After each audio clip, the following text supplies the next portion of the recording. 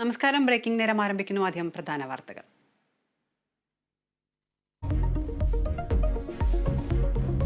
പാനൂർ സ്ഫോടന പശ്ചാത്തലത്തിൽ നടപടികൾ കടുപ്പിച്ച് പോലീസ്. അതിർത്തികളിൽ കർശന പരിശോധന.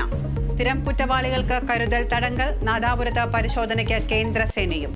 കസ്റ്റഡിയിലുള്ളവരുമായി ഇന്ന് തെളിവെടുപ്പ്.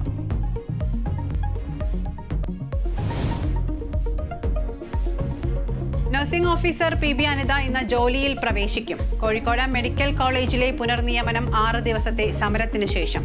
സർക്കാർ വഴങ്ങിയത് കോടതിയലക്ഷ്യ ഹർജി നാളെ പരിഗണിക്കാനിരിക്കെ. മൂവാറ്റുപുഴ ആൾക്കൂട്ട കൊലപാതകത്തിൽ കൂടുതൽ പേർ പ്രതികളാകും. 2 പേർ നിരീക്ഷണത്തിൽ. മൊബൈൽ ഫോൺ കേന്ദ്രീകരിച്ചും അന്വേഷണം. പ്രതികളെ കസ്റ്റഡിയിൽ വാങ്ങാൻ പോലീസ് നാളെ അപേക്ഷ നൽകും.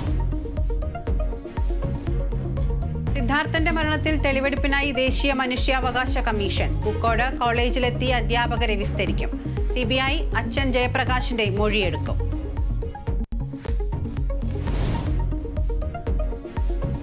ടെൽ-അവീവിൽ ഇസ്രായേലിനെതിരെ വൻ പ്രക്ഷോഭം. പ്രസിഡന്റ് നെതന്യാഹു രാജിവെക്കണമെന്ന ആവശ്യം. ചെങ്കടലിൽ കപ്പലിന് നേരെ വീണ്ടും ഹൂതി ആക്രമണം.